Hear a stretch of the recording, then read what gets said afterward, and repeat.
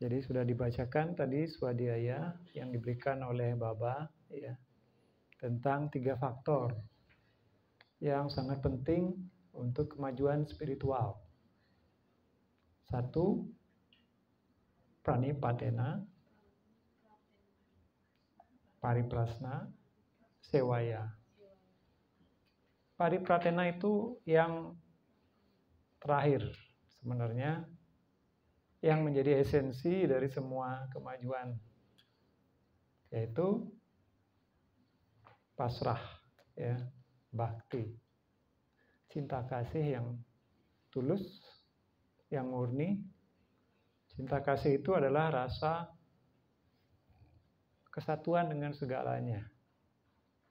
Jadi ketika ada rasa dekat dengan sesuatu, kita bilang saya suka atau saya cinta.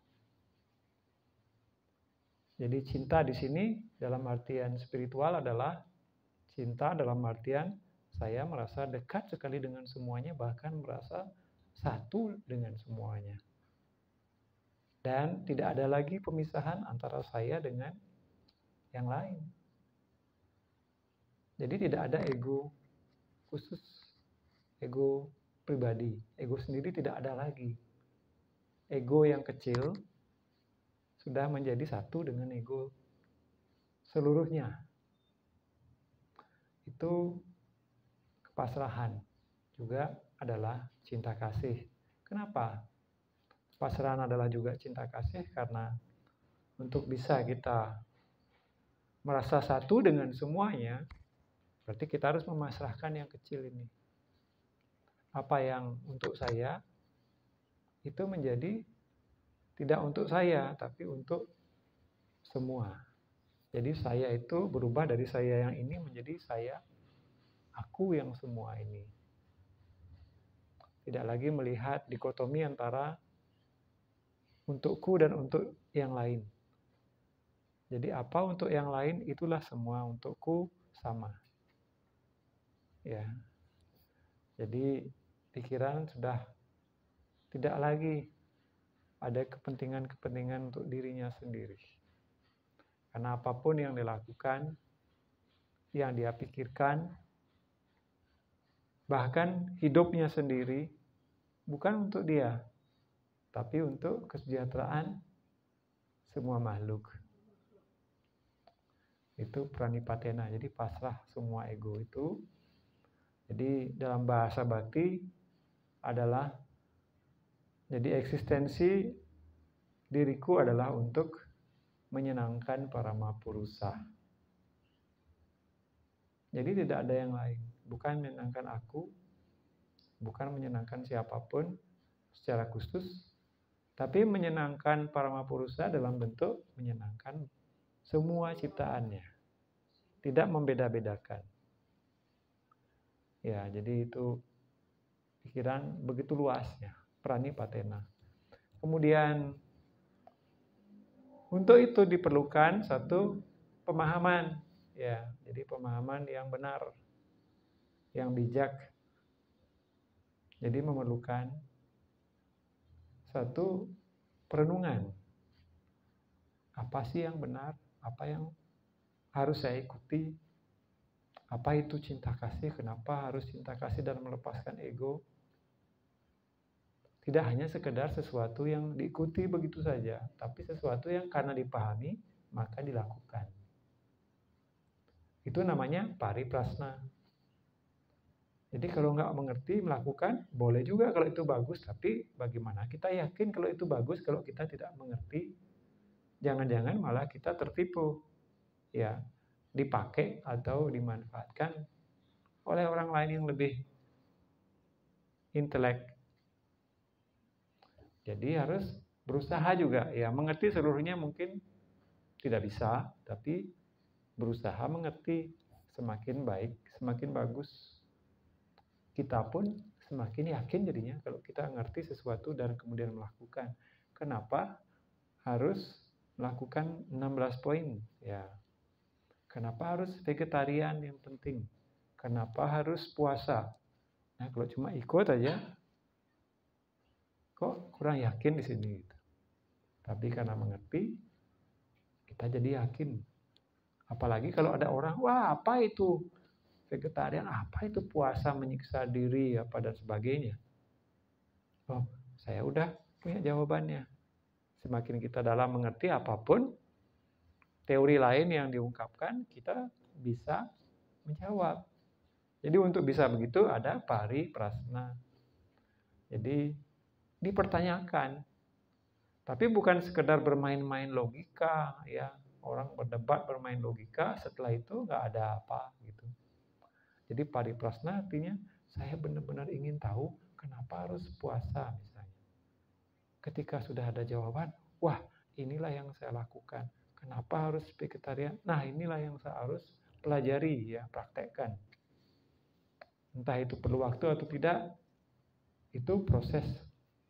Namun saya harus melakukannya, berusaha melakukannya. Nah minimal itu. Itu pariprasna. Tapi kalau cuma berdebat, habis itu nggak ada apa-apa, itu bukan pariprasna. Seperti tadi, itu hanya membuang-buang waktu, dibilang ya sama Bapak. Tidak ada gunanya melakukan diskusi, berdebat, dan sebagainya, tapi tidak akhirnya dilakukan. Hanya buang-buang waktu saja. Terus yang kedua adalah melakukan yang sudah dimengerti, yaitu sewaya. Jadi kenapa sewaya itu disebut sewaya, ya melakukan, ya karena semua yang kita lakukan sebaiknya adalah atas dasar prinsip untuk melayani semua makhluk.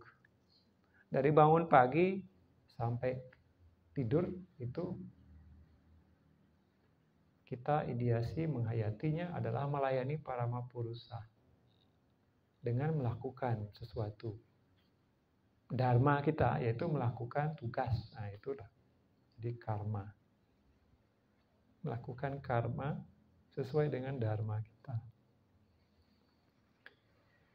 Jadi mencari yang terbaik, mencari yang baik, jawabannya, kemudian melakukannya. Setelah itu mencintai semuanya dan memasrahkan ego ini.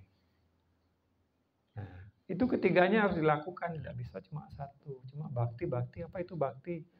Oh, cakukan tangan gitu, naik ke atas, itu bakti ya? Tidak bisa. Atau bakti itu, oh jingkrak-jingkrak kirtan gitu sampai meledak-ledak, ya bagus sih, tapi harus ada rasa yang tulus, bukan hanya sekedar show atau sekedar saja ya, tanpa kedalaman, ketulusan hati dan sebagainya. Jadi bakti itu didasari dengan pemahaman, didasari dengan perbuatan yang benar. Itu karma. Ya, jadi ada satu contoh ketika Krishna bertanya, siapakah di dalam Mahabharata ini bisa menjadi contoh seorang yang kedermawanannya, rasa pelayanannya itu tinggi sekali. Nah, orang-orang bertanya-tanya nih siapa nih? Ada yang menjawab Arjuna, ada yang menjawab Bima, ada yang menjawab Bhisma, ada yang menjawab akhirnya Yudhistira. Wah, Yudhistira luar biasa pelayanannya. Kemudian Krishna kemudian memberikan suatu ujian. Jadi diberikanlah banyak sekali harta, barang-barang. Pertama kepada Yudhistira. Banyak sekali sampai menggunung. Ya. Yudhistira, ini aku berikan, sekarang kamu bantulah orang-orang. Akhirnya di situ Yudhistira merencanakan banyak sekali ya hal agar bisa satu persatu itu diberikan.